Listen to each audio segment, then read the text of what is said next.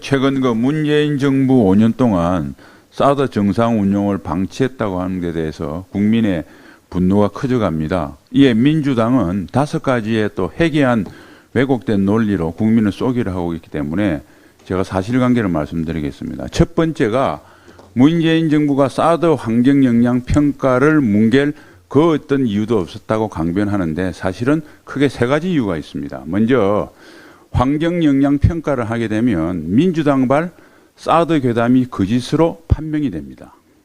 또한 중국에게 우리 주권을 양보한 3불 1한이 계속 유지하기 어려워집니다. 그 다음에 또 북한이 그토록 싫어하는 사드 기지가 정상화되면 차후 북한과 가짜 평화쇼를 벌이기가 어려워집니다.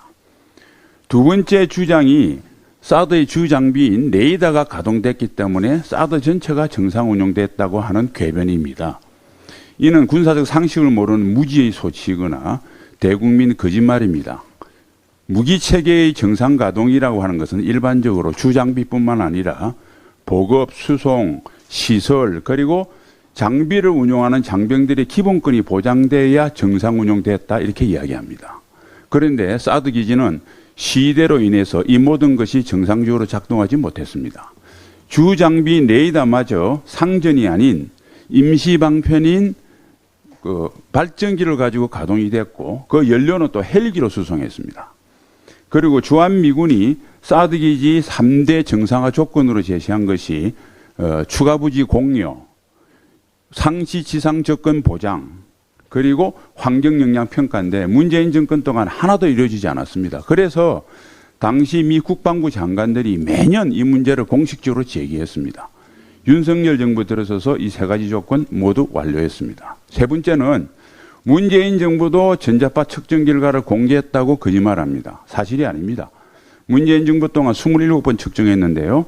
초기 2번은 공개했습니다. 그런데 그 결과가 인체에 무해하다는 결론이 나오니까 25번 그 뒤에는 공개하지 않았습니다. 네 번째는 주한미군이 사업 계획서를 2019년 3월에 제출했기 때문에 늦었다.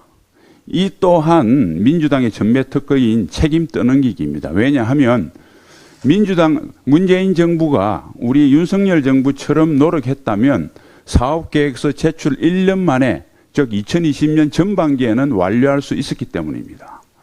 마지막으로 주민 반대 때문에 안 됐다고 그럽니다. 그러면 앞으로 아무리 중요한 국책사업도 주민이 반대하면 손 놓고 있어야 됩니까? 윤석열 정부가 1년 만에 한 것을 문재인 정부는 5년 동안 뭐 했습니까? 자기들이 무능하다고 광고합니까?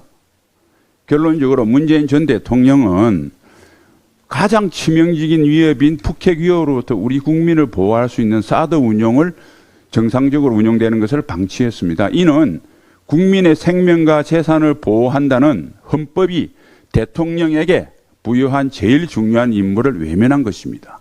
최악의 직무유기입니다. 문 전 대통령은 한 번도 경험해보지 못한 최악의 국군 통수권자였습니다. 앞으로 이런 일이 벌어지지 않도록 국정조사 등을 통해서 실체적 진실을 명명백백하게 밝혀야 합니다. 이상입니다.